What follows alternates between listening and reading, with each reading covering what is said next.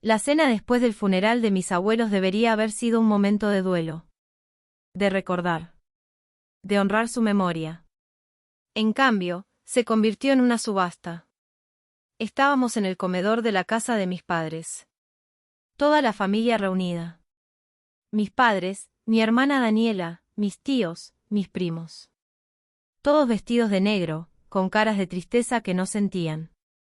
El abogado de mis abuelos acababa de terminar de leer el testamento. Y el silencio que siguió fue ensordecedor. Porque mis abuelos, Roberto y Elena Ríos, me habían dejado todo a mí. Toda su fortuna. 6 millones de dólares.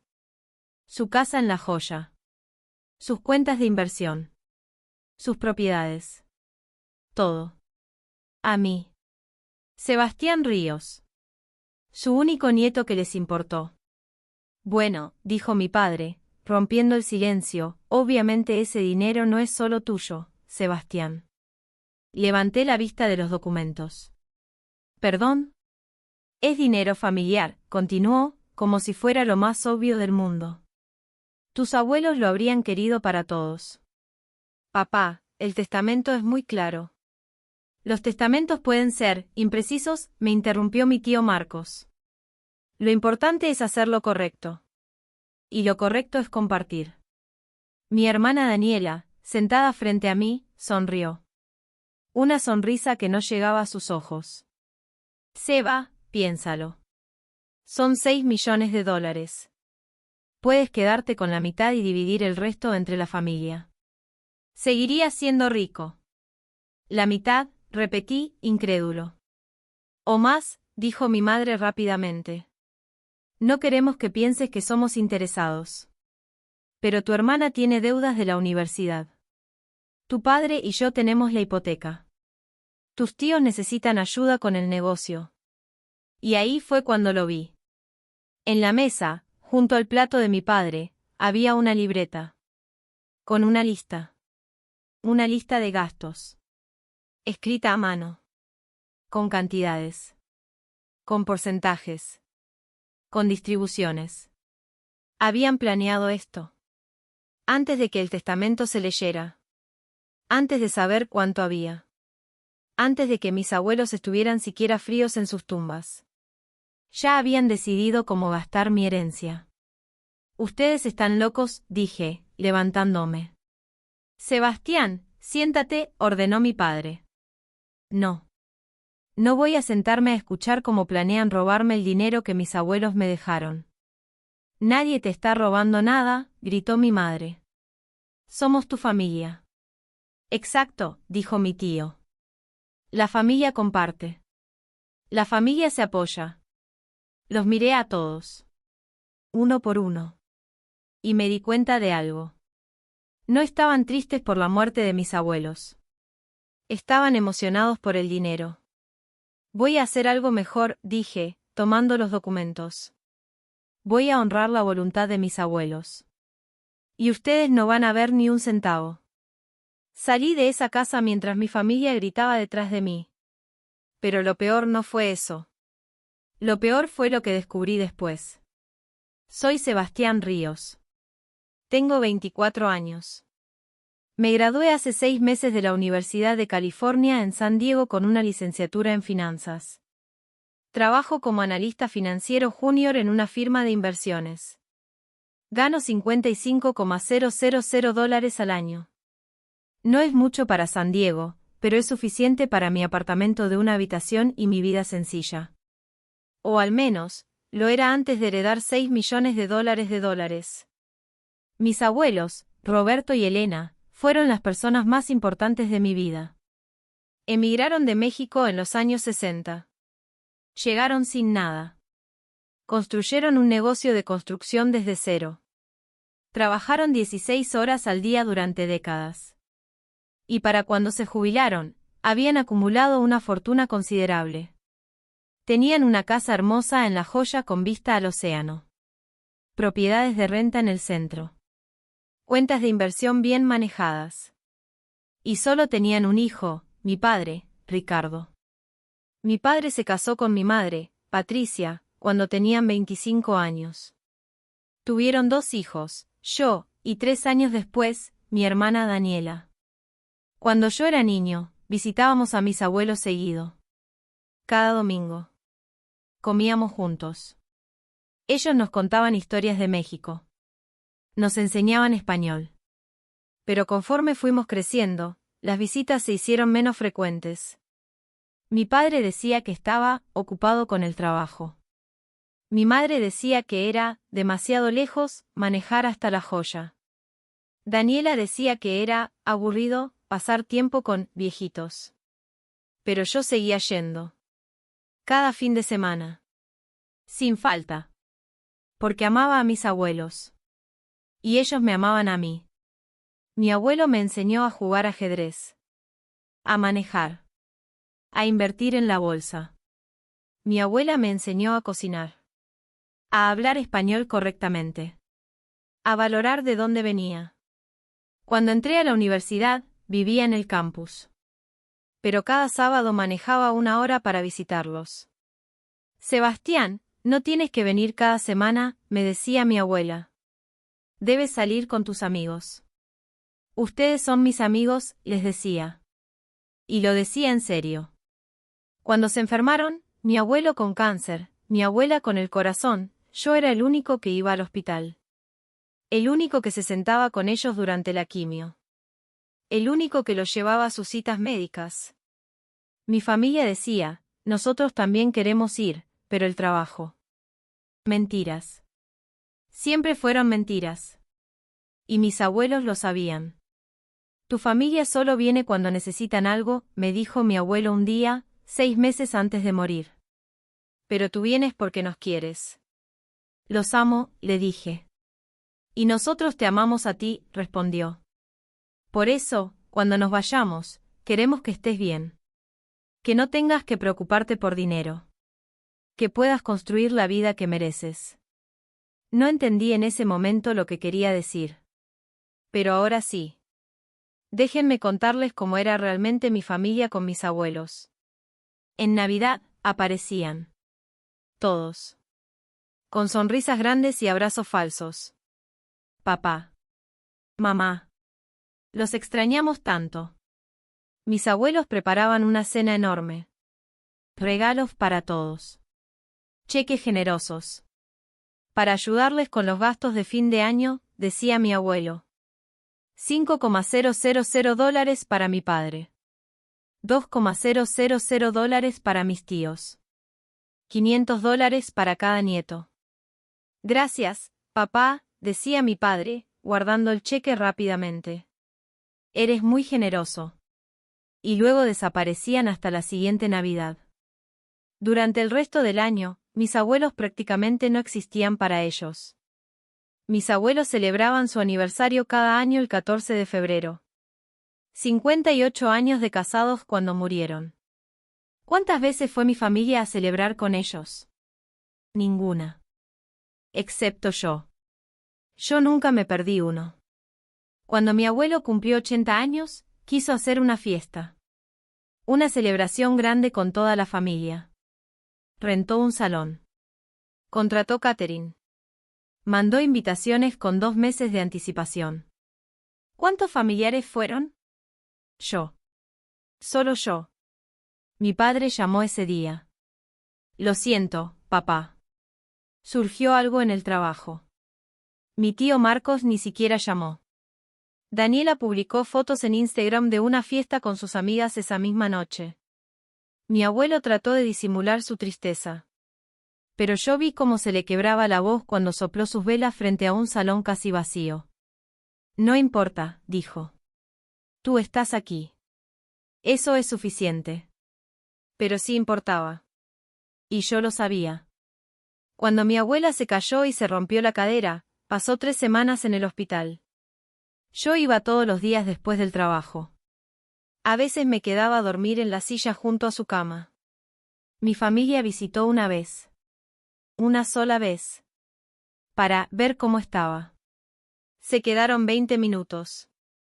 Es que el hospital está lejos, se excusó mi madre. Y el estacionamiento es carísimo, agregó mi padre.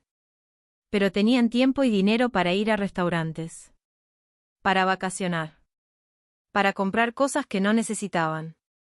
Solo no tenían tiempo para sus propios padres. Cuando mi abuelo fue diagnosticado con cáncer de páncreas en etapa 4, los doctores dijeron que tenía entre 6 y 12 meses de vida. Le sugerí a mi padre que pasara más tiempo con él. Sí, lo haré, dijo. Cuando termine este proyecto en el trabajo. Nunca lo hizo. Mi abuelo murió 9 meses después. En el hospital. Con mi abuela y yo sosteniendo sus manos. Mi familia llegó 2 horas después de que falleció. No alcanzamos el tráfico, dijo mi padre, sin lágrimas en los ojos. Mi abuela murió 3 semanas después de mi abuelo. De tristeza, creo. De un corazón roto. Y ahora, 3 días después de su funeral, mi familia estaba sentada en un comedor planeando cómo dividir su fortuna. Una fortuna que construyeron con su sangre, sudor y lágrimas. Una fortuna que mi familia no hizo nada por merecer. El día después de salir furioso de la casa de mis padres, el abogado me llamó para una reunión privada. Sebastián, tus abuelos fueron muy específicos sobre sus deseos, me dijo, mostrándome documentos adicionales que no se habían leído públicamente. Era una carta. Escrita a mano por mi abuelo. Sebastián, si estás leyendo esto, significa que Elena y yo ya no estamos. Queremos que sepas por qué te dejamos todo. No es solo por el dinero. Es porque fuiste el único que nos trató como familia. El único que nos visitó cuando no necesitaba nada. El único que estuvo ahí cuando nos estábamos muriendo. Tu padre, lo amo. Pero se olvidó de nosotros hace mucho tiempo. Tu familia solo nos quería por dinero. Tú nos quisiste por amor. Este dinero es tuyo. Úsalo bien. Vive bien. Y no dejes que nadie te haga sentir culpable por nuestras decisiones. Te amamos. Siempre. Abuelo Roberto. Las lágrimas cayeron sobre el papel mientras leía. Hay más, dijo el abogado.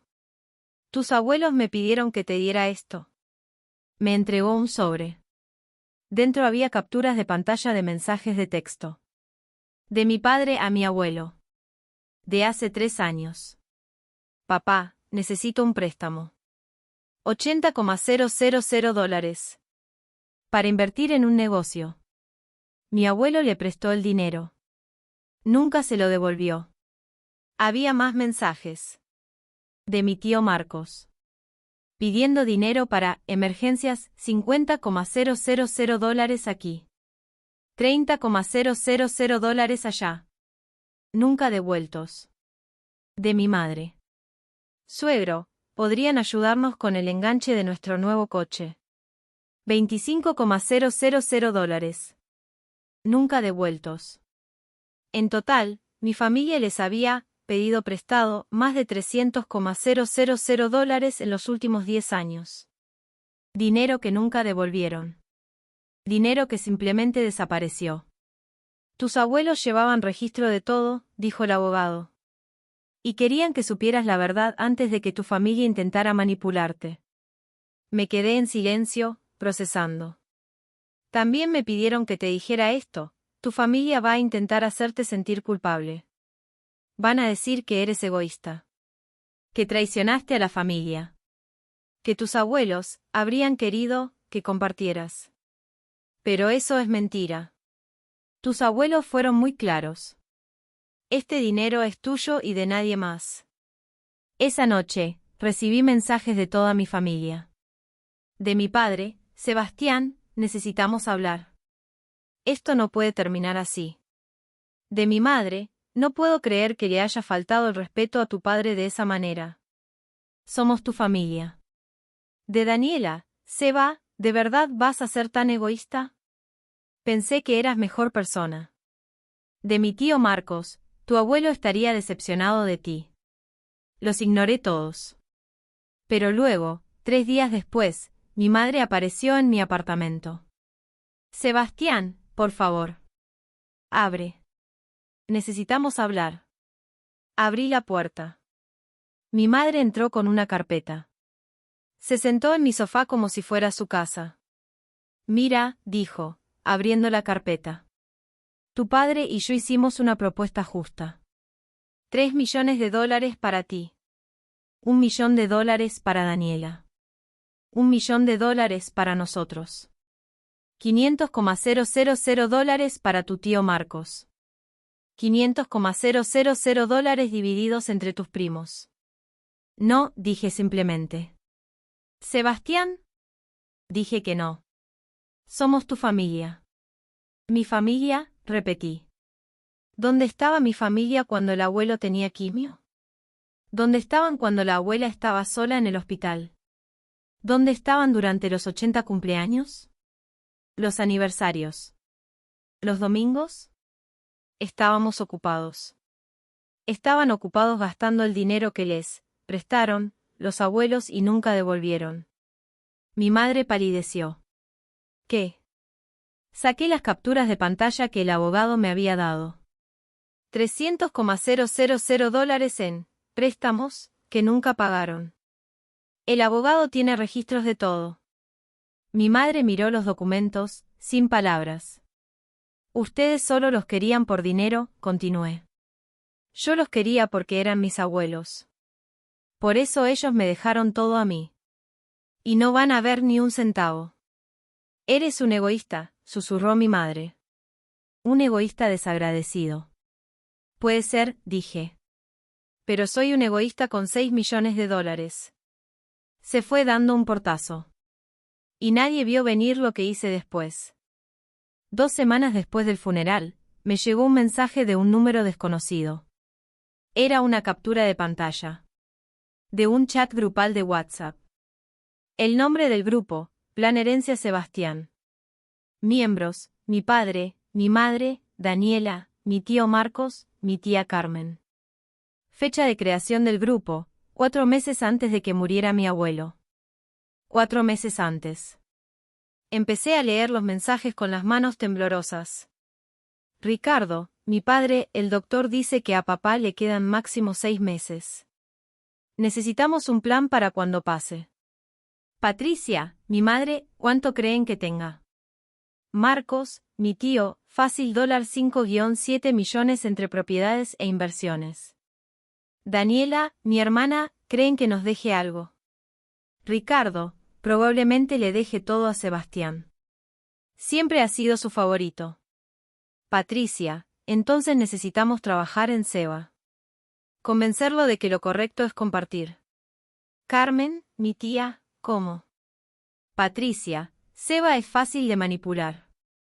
Solo hay que hacerlo sentir culpable. Recordarle que la familia es lo primero. Marcos, ¿y si se niega? Ricardo, no se va a negar. Es un buen chico. Sabe cuál es su obligación. Daniela, ¿y si se niega, podemos impugnar el testamento? Argumentar que los abuelos estaban seniles cuando lo hicieron. Patricia, exacto. De una forma u otra, ese dinero va a ser para la familia. Había más. Cientos de mensajes. Planeando cómo dividirían el dinero. ¿Qué dirían para convencerme? ¿Cómo me manipularían? Incluso tenían un guión de lo que me dirían. Sebastián, tus abuelos habrían querido que la familia estuviera unida. Piensa en tu hermana, tiene deudas de la universidad. Tu padre y yo estamos viejos, necesitamos seguridad financiera. Todo planeado. Todo ensayado. Todo falso. ¿Quién me mandó esas capturas? Mi prima Andrea. La hija de mi tío Marcos. Junto con las capturas, escribió, Sebastián, pensé que debías saber la verdad. Mis padres me agregaron al grupo pensando que yo estaría de acuerdo.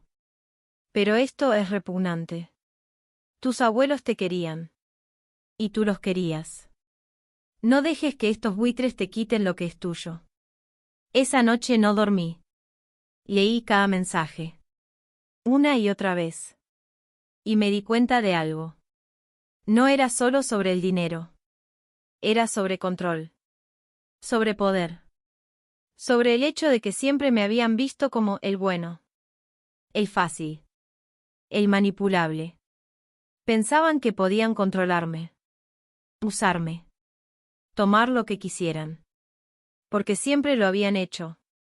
Cuando era niño y me quitaban mis juguetes para dárselos a Daniela, porque ella es más pequeña. Cuando era adolescente y me hacían cuidar a mi hermana en lugar de salir con mis amigos, porque la familia es primero. Cuando era universitario y tenía que prestar dinero a mi padre, solo hasta que cobre. Siempre había sido el que cedía. El que sacrificaba. El que daba. Pero ya no más. Tomé una decisión esa noche. Una decisión que cambiaría todo. Llamé a una reunión familiar. En un restaurante neutral.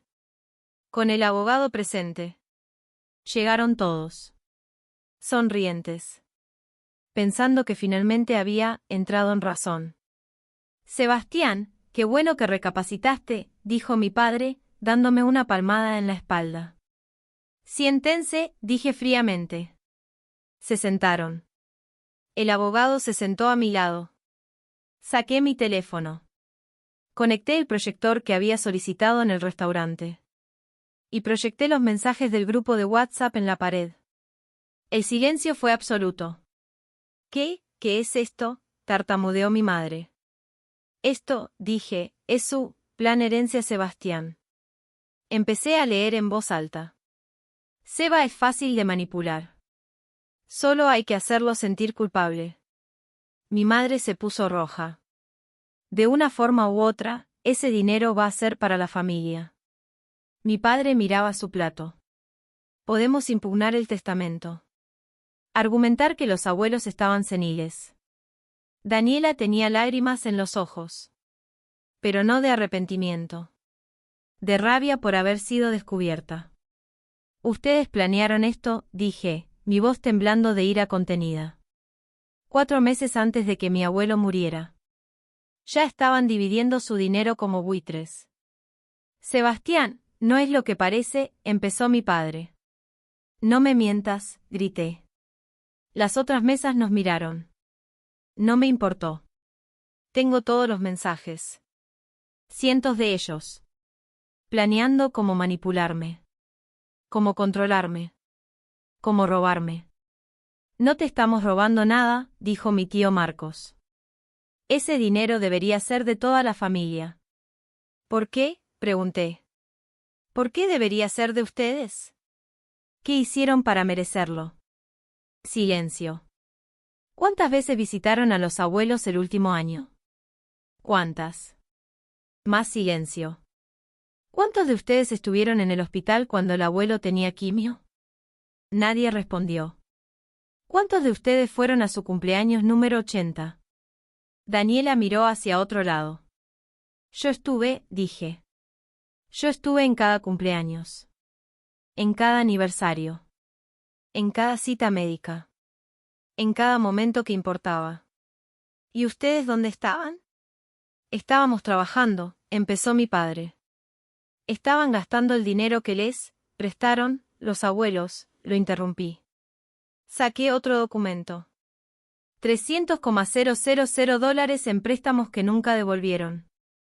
Tengo los registros. Todos. Mi padre palideció. Mis abuelos me dejaron su fortuna porque yo fui el único que los amó sin esperar nada a cambio. El único que estuvo ahí cuando no había dinero de por medio. El único que realmente los quiso. Sebastián, por favor, suplicó mi madre. Somos tu familia. No, dije. Ustedes dejaron de ser mi familia cuando decidieron que valía más muerto que vivo para ustedes. Me levanté. No van a ver ni un centavo de esa herencia. Y si intentan impugnar el testamento, voy a presentar estos mensajes como evidencia de sus verdaderas intenciones. Eres un traidor, escupió Daniela. No, dije. Soy alguien que finalmente aprendió a poner límites. Y me fui. Pero tomé una medida más. Una medida definitiva. Al día siguiente, me reuní con el abogado de mis abuelos y con un especialista en fideicomisos. Quiero proteger este dinero, les dije. No solo de mi familia. De mí mismo también. ¿Qué propones?, preguntó el especialista. Un fideicomiso irrevocable. Uno que no pueda tocar durante 10 años. El abogado me miró sorprendido. Sebastián, eso significa que tú tampoco podrás acceder a ese dinero. Lo sé. Excepto por una cantidad mensual fija para gastos de vida razonables. El resto se queda intocable, invertido, creciendo durante una década. ¿Por qué harías eso? Por 2 razones, dije. Primero, porque tengo 24 años y $6 millones pueden arruinarme si no tengo disciplina. Segundo, porque quiero que mi familia sepa que no pueden manipularme, ni ahora ni nunca. Tu familia va a intentar impugnarlo, advirtió el abogado. Que lo intenten. Mis abuelos estaban completamente en sus facultades cuando hicieron el testamento. Hay evaluaciones médicas que lo prueban. Y este fideicomiso es mi decisión, como heredero legal. Firmamos los documentos 2 semanas después. Términos del fideicomiso. $6 millones depositados en inversiones diversificadas. $4,000 al mes para mí durante 10 años para gastos de vida. 0 acceso al principal durante una década. Después de 10 años, control total. Ningún miembro de mi familia listado como beneficiario bajo ninguna circunstancia. Esto es muy inteligente, dijo el especialista. En 10 años, con una tasa de retorno conservadora del 7% anual, este fideicomiso valdrá aproximadamente $12 millones. 12 millones. El doble de lo que mis abuelos me dejaron. Todo porque decidí tener paciencia. Disciplina. Límites. 2 días después de establecer el fideicomiso, recibí una carta certificada. De mi padre. De un abogado. Estaban impugnando el testamento. Argumentando influencia indebida. Argumentando que mis abuelos estaban seniles. Argumentando que yo los había manipulado. Sonreí cuando leí la demanda. Porque tenía exactamente lo que necesitaba para destruir sus argumentos. La carta de mi abuelo. Las evaluaciones médicas.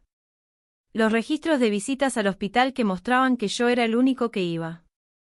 Y lo mejor de todo, los mensajes de WhatsApp mostrando que ellos habían planeado todo desde antes de que mi abuelo muriera. El juicio fue rápido. El juez revisó la evidencia. Los documentos médicos demostraban que mi abuelo estaba completamente lúcido cuando hizo el testamento. Los registros bancarios mostraban los $300,000 en préstamos no pagados. Y los mensajes de WhatsApp, esos fueron la estocada final. Esto demuestra claramente, dijo el juez, que los demandantes tenían intenciones de manipular al heredero para obtener acceso a la herencia. La demanda es frívola y se desestima. Además, los demandantes deberán pagar los costos legales del señor Ríos. Mi familia perdió.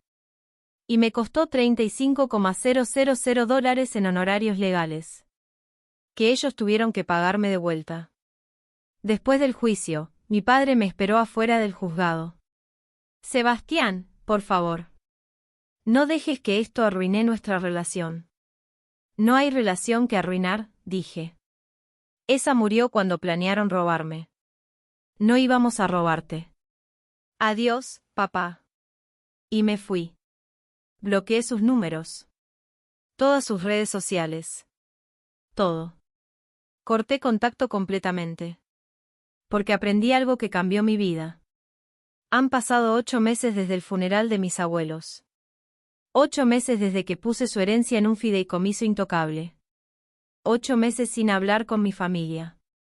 Y son los 8 meses más pacíficos de mi vida. Vivo con mis $4,000 mensuales del fideicomiso, más mi salario de trabajo. Es más que suficiente. Sigo trabajando. Aprendiendo. Creciendo en mi carrera. Porque no quiero ser el nieto rico que heredó millones. Quiero ser alguien que construyó algo por sí mismo. Mis abuelos me dieron una ventaja. Una oportunidad. Pero no una excusa para ser flojo. Al principio, mi familia intentó contactarme de todas formas posibles. Números desconocidos. Emails. Mensajes por LinkedIn. todos con variaciones del mismo tema. Sebastián, no seas así. Somos familia, podemos superar esto. Ya pasó suficiente tiempo. Los ignoré todos. Hasta que hace 3 semanas, recibí un mensaje diferente. De mi prima Andrea. La que me había mandado las capturas del grupo. Seba, pensé que deberías saber. Tu papá y tu tío intentaron sacar un préstamo juntos usando como aval la herencia familiar. Obviamente les dijeron que no. Ahora tu mamá le está pidiendo dinero prestado a todos los conocidos. Daniela dejó la universidad porque no puede pagar. Y tu familia está culpándote de todo. Solo quería que supieras. No sentí satisfacción. No sentí placer por su sufrimiento. Solo sentí paz. Porque finalmente entendí algo. No era mi responsabilidad salvarlos de las consecuencias de sus propias decisiones.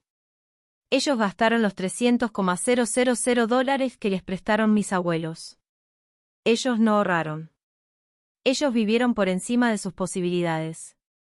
Y ahora enfrentaban las consecuencias. No era culpa mía. Nunca lo fue. Le respondí a Andrea, gracias por contarme. Espero que tú estés bien. Lo estoy. Corté contacto con mis padres también después de ver cómo trataban de robarte. Fue la mejor decisión de mi vida. Tal vez algún día mi familia y yo podamos tener algún tipo de relación. Pero será en mis términos.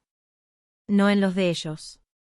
Será cuando puedan verme como persona, no como cajero automático. Será cuando puedan disculparse genuinamente por intentar robarme. Y honestamente, no creo que ese día llegue. Y está bien. Porque aprendí algo que todos deberíamos aprender. La familia no es solo sangre.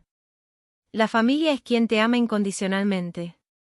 Quien te apoya sin esperar nada a cambio. Quien celebra tus éxitos sin envidia. Mis abuelos fueron mi verdadera familia. Y honré su memoria haciendo exactamente lo que me pidieron, usar su dinero sabiamente. Protegerlo. Y no dejar que nadie me hiciera sentir culpable por sus decisiones. En 9 años y 4 meses, ese fideicomiso se abrirá. Y tendré acceso a aproximadamente $12 millones. Pero para entonces, habré construido una vida por mi cuenta. Habré aprendido disciplina. Habré demostrado que merezco ese dinero no solo porque mis abuelos me lo dejaron, sino porque lo usé correctamente. No volveré a permitir que alguien me manipule con culpa. No volveré a cargar con las responsabilidades financieras de otros. No volveré a confundir amor con obligación. Porque mi dignidad no está en venta. Y mi paz mental vale más que cualquier armonía familiar falsa. Esta es mi historia. Una historia sobre herencias, traición familiar, y aprender que está bien proteger lo que es tuyo. Bocadillo de diálogo. Cuéntanos en los comentarios, ¿alguna vez tu familia te ha hecho sentir culpable por poner límites? ¿Has tenido que proteger tu dinero o tus bienes de familiares manipuladores? ¿Cómo lo manejaste?